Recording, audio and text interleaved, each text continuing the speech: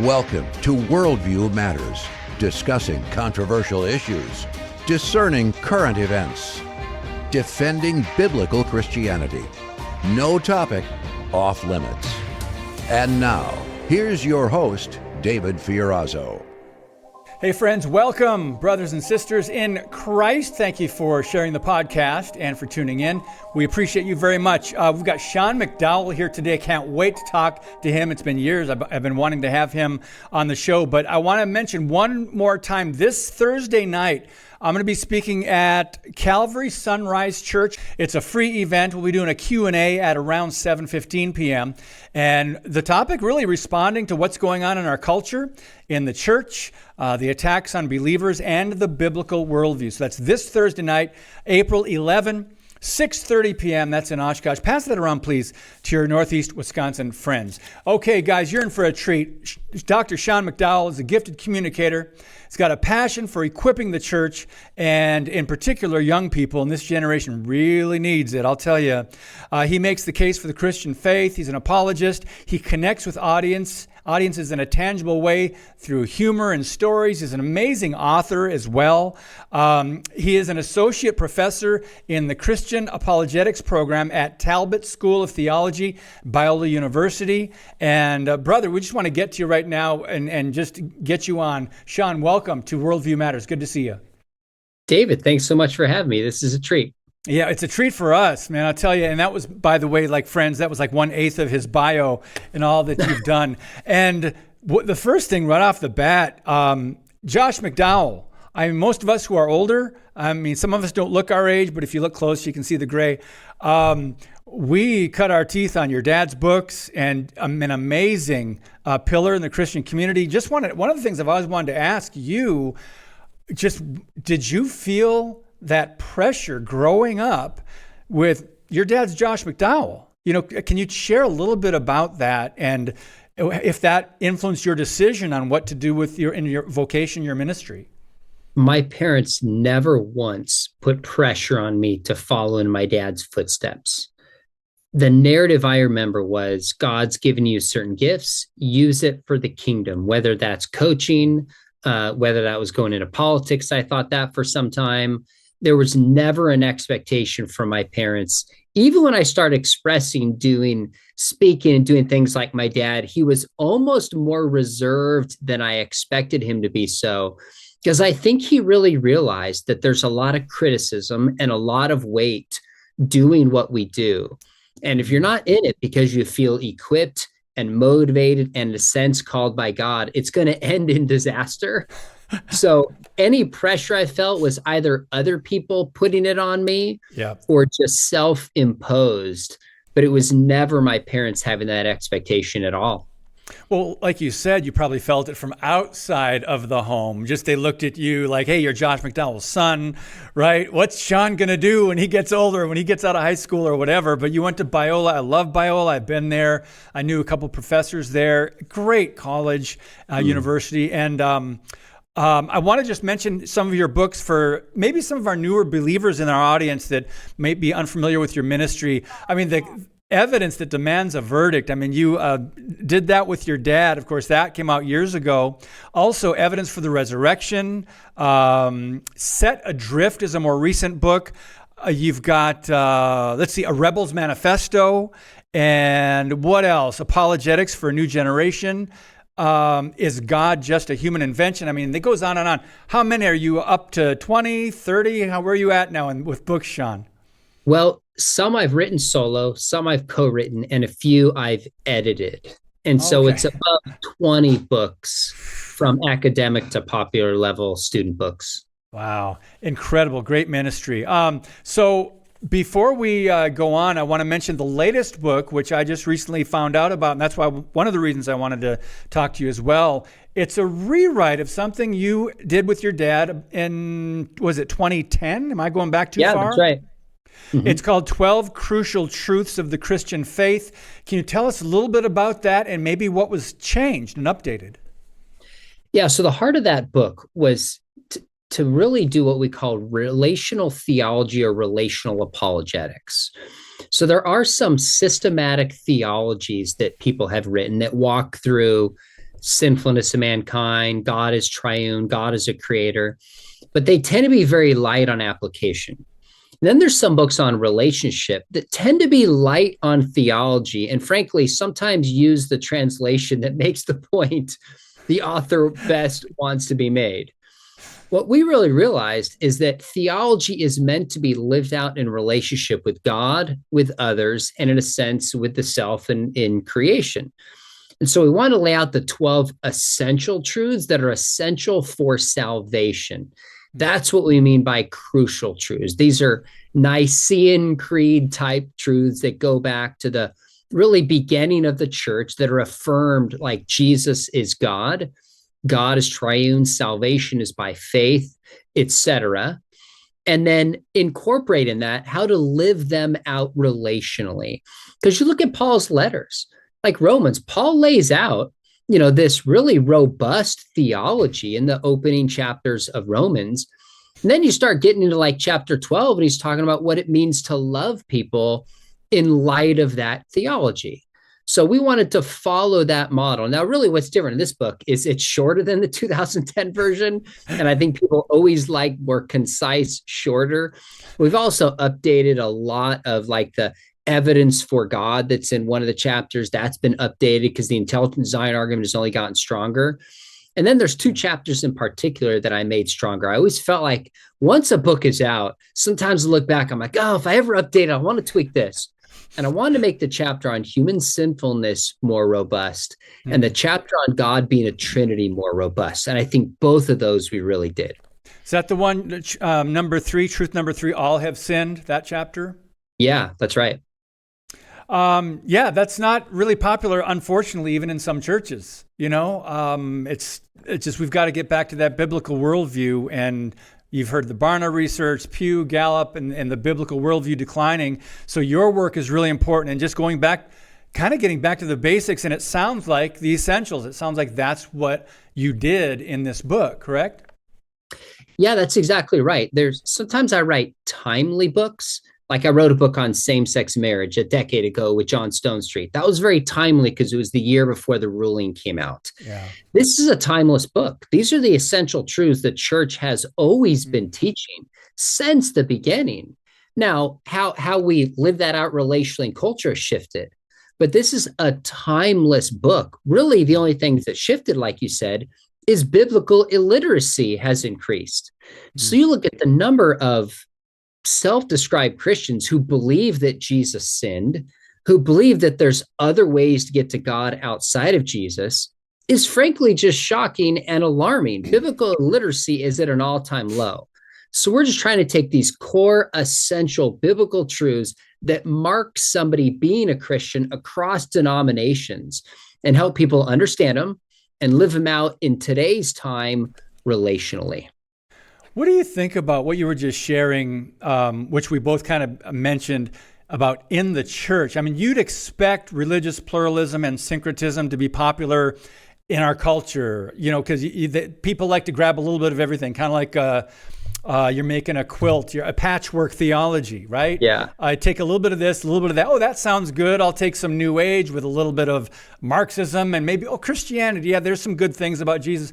But how did that, Sean Mcdowell, how did that impact the church? How did that get into the church where now you've got a lot of professing Christians that are apparently confused about the essentials, about what the biblical worldview is? Well, I think there's a couple of reasons for this. One reason is that the cultural pressures are so intense that even, I would say many, if not most Christians, have an at least somewhat secular worldview. And I could go into reasons why I know this, especially with students, whether it's the studies from like Barna or whether it's my personal time I spend with students and I probe and press and ask questions. And underneath it, you find like individualism, you find a subjective view of truth. You just bring these things to the surface. So one reason is, people are in church, if they go every other week now, an hour, maybe youth group, and they're spending so much more time on their phones and in non-Christian podcasts and just being shaped by the world. Yeah. That's a reality. And second is, I don't know that we're doing as good of a job as we can in the church to really teach these things. So much of evangelicalism, I think in our moment right now, has been overcome by more feelings than by thinking. Now it's both. We're to love God with our hearts and with our minds and with our soul and with our strength. But sometimes we look at somebody, and the test of a faithful disciple is we'll ask questions like, why, how fired up are you? That person's really on fire for the Lord. And that means they're just full of like emotion and fervor. And that kind of tailors to be a faithful disciple is to have a certain level of emotional commitment. Yeah. I don't see that in the scripture, that that's what it means to be a faithful disciple. So I think the reason there's so much biblical literacy is the pressure coming from our culture, but also within the church. Sometimes we emphasize emotions out of balance. We don't really teach a Christian worldview. We bring secular ideas into the church and don't teach people how to think about everything in the world from a Christian perspective. Give you one last example, David. I was talking to two men in their 30s who are engineers. They've been in the church their entire lives. And I said, I'm curious, how do you uniquely think about being an engineer as a Christian? They looked at each other. They looked at me and said, I don't know. We've never thought about it. I mean, you let that sink in. They've been in the church their entire lives and never made a connection from their Bible and their Sunday and their preaching to how they spend 40 hours a week. Something profoundly has been broken in the way we are supposed to pass on and teach the faith today. Wow. That's amazing. Another thing I heard you say, feelings are so overemphasized and exaggerated today. Like that rules a lot of people's decision making. And there's been some bad theologies because of how we want to feel about ourselves, right? Follow your heart. Yeah. You just do you. Just be, do it if you feel. And that's where a lot of this stuff sounds good on the outside. I know I'm preaching to the choir here. I'm talking to Sean Mcdowell saying, okay, this is what I've seen, what I've observed. Anyway, we've got to take a brief pause. When we come back, more with Sean Mcdowell about the book, 12 Crucial Truths of the Christian Faith. Introducing Patriot Mobile, the wireless carrier that stands with you. We are committed to supporting the values that make our nation great. With affordable plans and reliable nationwide coverage, Patriot Mobile is not just a wireless service. It's a call to action for those who believe in the American dream. Because this year is not just any year, it's the most important year since our nation's founding. Choose a wireless carrier that shares your values. Choose Patriot Mobile. Get free activation now with promo code DAVID.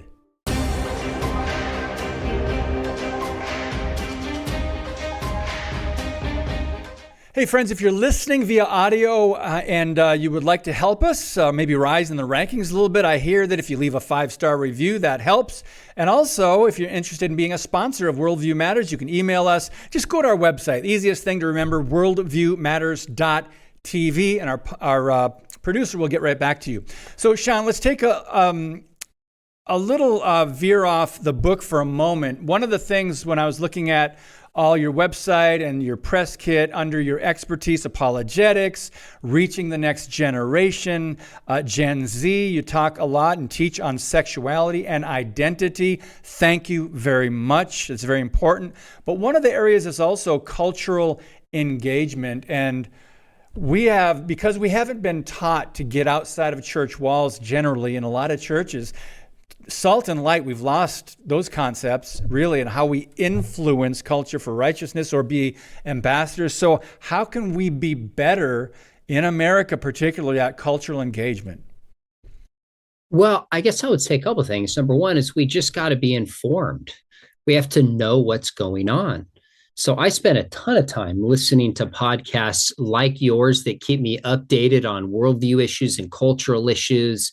I have dozens of podcasts I listen to from all different perspectives of issues. I have blogs that I follow. I have YouTube channels that I follow, news channels. Like, we just as Christians need to be informed. Mm-hmm. But second, as I hinted at, we also have to know other perspectives, not just our own. So recently a friend handed me his phone. He goes, "Hey, I realize I don't follow you, choose your podcast for me." I'm like, "Sure." And I looked, and all of his podcasts were completely right-wing political pundits. There was nobody with balance. And it's fine. I listen to people on the right and I listen to people on the left because I always want to have balance. And if I only listen to people that tend to agree with me, I'm going to think the other side is just stupid and they're idiots. I mean, Proverbs 18:20 says the first to speak in court sounds right until the cross-examination begins. So sometimes they don't have good cultural engagement. It's because we just listen to one perspective on issues and don't really know why people believe what they believe. And so we've got to do that. The third thing is we just got to be in relationships with people. If we don't have relationships with people who see the world differently, then how are we actually going to shape the world? I mean, honestly, I used to talk a lot more about changing culture, and I started to realize I have very little influence on changing culture, but I can make relationships with people. I can reach out to people. I can try to influence the sphere that I have. And if I think more bottom up, then I'm just being faithful. And so be informed, learn both sides, and just get out and meet and get to know people of a different worldview. I mean, a week ago, I went to an iftar dinner at a mosque. It was absolutely fascinating. I've befriended an imam who's there, such a thoughtful guy. We did a whole documentary on it. We're going to air soon. Just to my visit there, didn't have a debate, just ask questions. I had an atheist on my channel recently. Like, I'm just trying to build relationships with people who see the world differently. And I really think if somebody in their life just went through trouble and pain and hurt, and their next thought was, I just need to find a Christian because a Christian will listen non-judgmentally and love me. How radical would that be? How radical would that be? And honestly, that's something all of us can do. You've been talking about that for years, and I appreciate that. You focus on the relational aspect, and isn't that what we're supposed to be, loving our neighbors, right? We want to share the gospel with them. But you recently spoke at a church. I don't remember what event it was, but let me see. The title was Understanding the Gender Revolution, Christianity and the Transgender Movement. And you were talking about how important it is to ask questions. Ask questions. Jesus asked more questions than he gave answers to, you said. But I'll never forget, because we're told to get into groups, right? We're told to be very tribal and to be, I don't know, just not to dislike people who aren't like us. And that's not Christian, of course, but so we got to break some of those habits. But you said something very fascinating when you were called to give an opinion on CNN. The producer talked to you and you gave him a response, and they said, well, we can't have you on because you're too compassionate.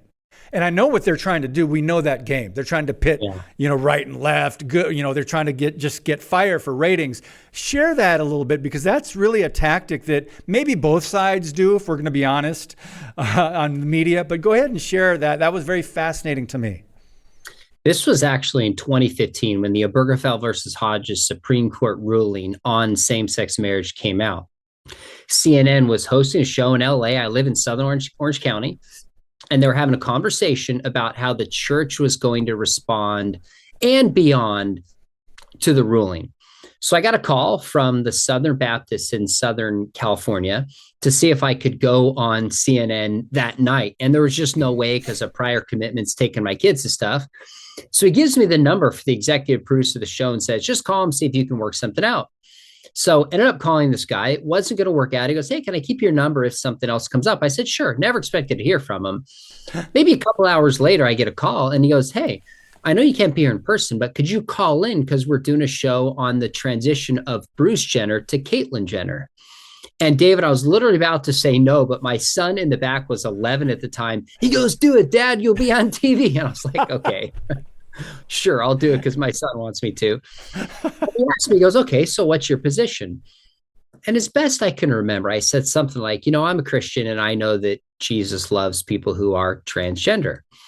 This has become a political issue and this community is hurting. We need to slow down, find common ground, and actually discover ways to help this community. Something like that. Long pause. He goes, man, I'm sorry, I can't have you on. You're just too compassionate. And I just immediately thought, oh my goodness, I'm such a rookie. I thought they were trying to help. Isn't that the purpose? But no, I watched the show a couple hours later. It was my son's idea. And the show was just a circus. Yeah. It was, people are yelling and cutting off and there's drama. And they had somebody call in. I think it was from churchmilitant.com. That's who they got to replace me. And so it reminded me that so much of our conversations about this are political. They're for ratings. They're meant to increase the temperature and divide rather than actually find common ground and help people. And so when it comes to transgender, there is a political component to this, for sure. There's a philosophical component to this. There is what's called transgender ideology, but there's also individuals who are struggling with gender dysphoria. There's a lot of individuals. There's an article in the New York Times a few weeks ago that said, yes, this is by Pamela Paul, an opinion piece.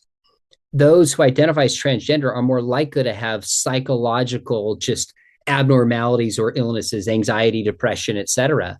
But really, it's not because they're transgender. There's underlying psychological distress that they're experiencing that is manifesting itself in the different transgender identity in the vast majority of cases. Now, you and I have been saying that and known that for years, but to see it pop up in the New York Times was really, really interesting. Yeah. So that people could go to YouTube if they want to watch it, it's there. But I'm basically making a distinction between transgender individuals we're called to love, care for, lean into with relationships, but also recognize there is a worldview being pushed right now through media, education, sports, university, etc. And we need to say time out and run it through a biblical lens because it has a very different idea of what it means to be human, the equivalent of what sin is in the world, and ultimately how we fix it. Let's talk a little bit more about this, Sean, because this happens to be, I spoke at a youth camp a couple times. This was just in the last couple of years. And after the Saturday night session, there was a line of kids. They could have gone to the campfire. They could have gone to play music, eat snacks, but there's a line of kids. And 9 out of 10 of them wanted to talk about a friend who was LGBTQ or the transgender issue. This is huge now, this cultural moment that we're in. If the church doesn't get how to respond to this, that's why I appreciate what you do and how you teach on this. And I want to go back to something you shared in that presentation. I know we're getting off the book, but you talk about this. It's very important. You said one study found that 41% of people who identify as transgender will attempt suicide at some point in their lives. Now, talk about a Christian and being compassionate. This should break our hearts.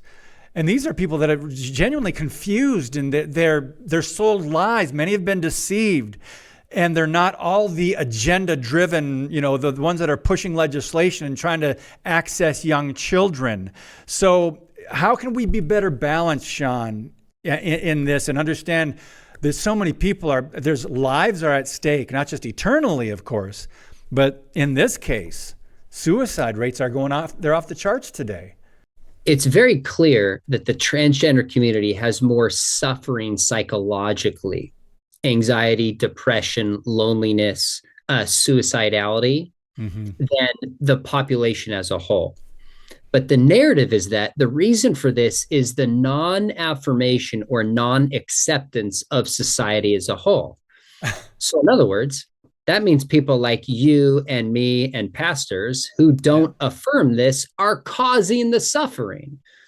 Well, one way to test this is to go look at other countries that are more affirming, like Sweden and the Netherlands, and we would expect the psychological state of the LGBTQ community and the transgender individuals to be better. That's not what we find. There's not a significant difference there. Now, that doesn't tell us why individuals who identify as transgender suffer, but it tells us why they don't. It cannot be blamed solely on something external, the non-affirmation of society. And I think more and more data is coming out that there are underlying psychological struggles that so often go with and cause the pain behind some of what we see in the transgender movement. We need to be willing to love these individuals, care for these individuals, lean into their lives, but also speak truth in an age when that truth is not popular, so to speak.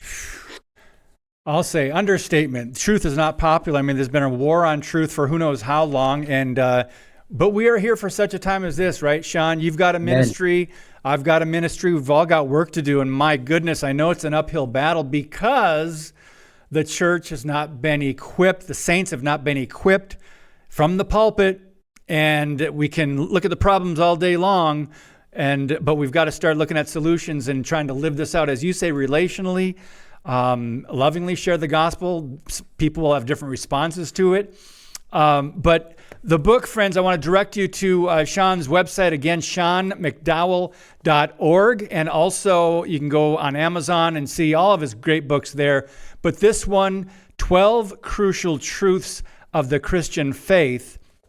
And I mean, there's other ones we didn't get a chance to because of time. Truth number 3, all have sinned. Truth number 4 is that God became human, a radical claim, of course. Truth number 9, we worship God, one God in 3 persons. Nothing controversial about that, right? But I thought about Athanasius of Alexandria and the Council of Nicaea, and that around that time they were hashing all that out, doing that. But anyway, great work. We appreciate you, Sean. It went by so fast, and I thank you for your voice and your ministry. I hope we can talk again, maybe when your next book comes out. By the way, anything you're working on now? Any events, any books? Got a book called End the Stalemate coming out in June, which is all about having conversations with people that are civil, common ground based in an incarnational model, like God becoming human and understanding us. How do we lean into other people's lives and truly understand their worldview, engage in meaning dialogue? I can't wait for that book to come out. And we've done an update to More Than Carpenter coming out in the fall. Oh, my goodness. I'll end the stalemate. You had me right there, brother. All right, Lord willing, we'll talk again. But thanks for your time today. God bless you and your ministry. Thank you. Thank you. Oh, my goodness, guys, what a blessing.